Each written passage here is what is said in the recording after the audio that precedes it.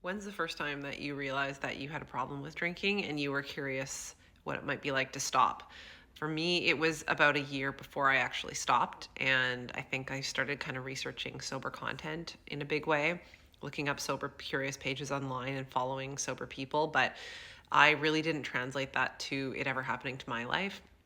Never thought there was a chance that I would ever stop.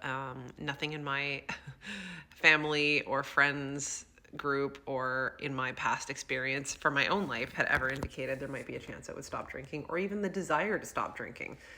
Sobriety was something that other people did.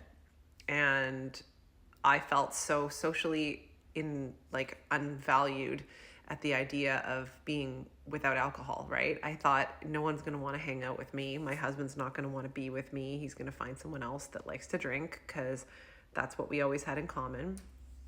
And my family would kind of ostracize me at social gatherings, and people at work wouldn't think I was fun anymore. And I just thought it was something that I would never, ever be able to do. So why even try, right? Why even start? I had never made it through sober October. I had never made it through sober November, anything sober. Like, it was a no, right? Whenever I try to put a date of not drinking on my calendar, it would just be like, no, that's actually not happening. We're drinking anyways. Alcohol definitely dictated my life and my social life since I was like 19 years old. And I think this is super common. There's a lot of fear around letting go drinking because the addiction itself creates that fear in you, right? It's like, you need me. You need to keep doing this or no one will like you and you won't like yourself. You're going to have to sit with the garbage that's inside yourself. Without alcohol, you're going to have to feel pain. Without alcohol, you're going to have to recognize that you are less than, you are not worthy, you don't have the confidence, you are, not smart enough, not pretty enough, you've been abused, you've had trauma in your life that you're going to have to just deal with and you can't do it. The alcohol and the drugs tell you that you can't do it. And I honestly believed I couldn't do it. And I also believed that I didn't want to look into what it was I was covering up and running from. And I didn't want to process things that had happened in my life and decisions that I had made and people that had, done wrong by me, even when I let them, right? Because for an addict, it was very normal for me to feel chaotic, especially in like the darker times of my life. Like, especially starting at like age 26, going into like my early 30s. I was a heavy drinker in my early 20s as well. Don't get me wrong, super heavy. Getting carried out of a nightclub, having to cut my shoelaces off my shoes, waking up with the lights on, with my clothes on, whatever. Like, lots of heavy drinking and smoking and drugs. But that later 20s period was really dark, and I started letting a lot more darker people with heavier addiction problems dictate my life and play a huge role in my life. And I think that's really where it started to grip hold of me. Originally, I wanted to be a helper to people and be friends with people and have normal relationships and just party. But addiction is definitely a degenerative disease. It takes hold of you, and alcohol is very insidious. You hear people talk about this all the time, how it kind of creeps its way in, and before you know it, you're doing things that you didn't think that you would ever do, and you are one of those people that's behaving a certain way, looking a certain way, getting drunk a certain way, blacking out, making bad decisions, putting yourself in dangerous situations. And you're making those choices so that you can have higher level of alcohol and drugs and proximity to the people who are, will do that with you and enable you. So I feel like there's a lot to process when you stop, and that can be really scary and daunting. And for me, it turned me off of, even subconsciously, it turned me off of even wanting to stop drinking or thinking it was possible in the first place, because I just wanted alcohol to keep going and keep me having fun, keep me distracted, and keep monopolizing my life. The problem was, when I became sober curious, was a lot of the time when I would drink, actually all the time pretty much, it wouldn't be fun anymore. And a lot of the time at the end, I even stopped getting drunk.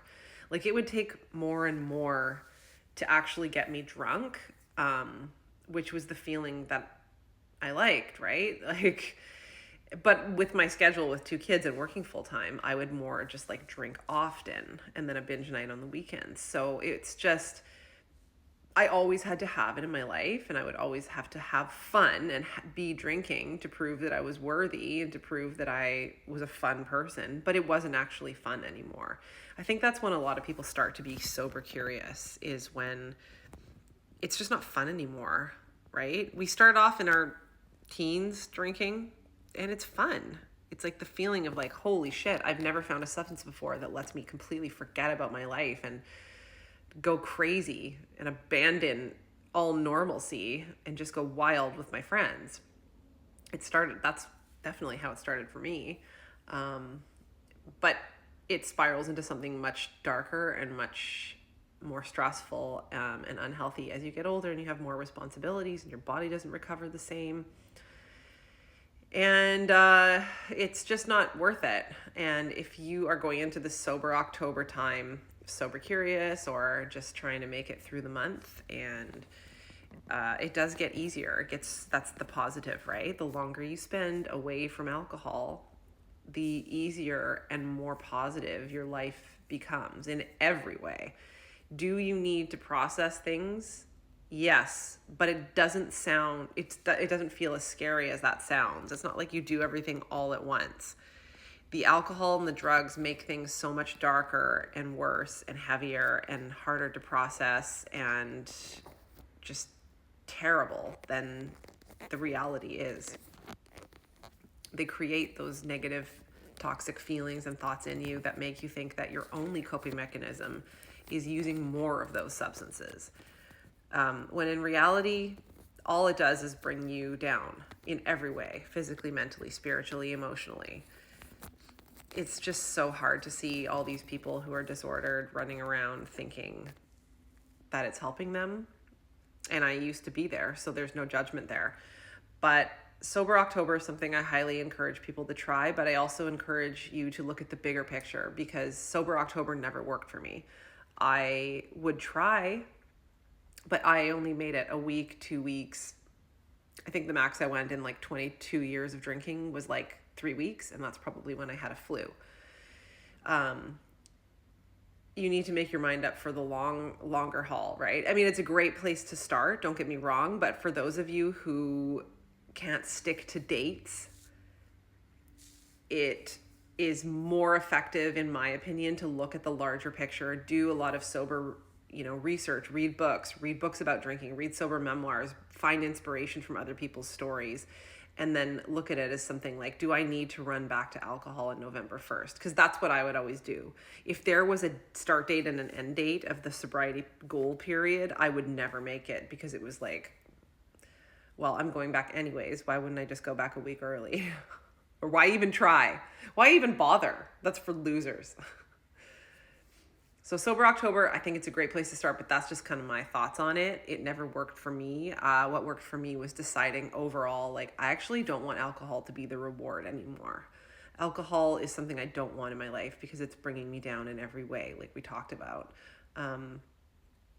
And it could work for you to start with Sober October and then just keep going. I think everyone's different, but I think in the meantime, just really helping yourself out with those other resources like books and podcasts and sober motivation pages can really help you to kind of look at how alcohol fits into your life, for the longer haul and an overall view of what alcohol is. And that's what helped me.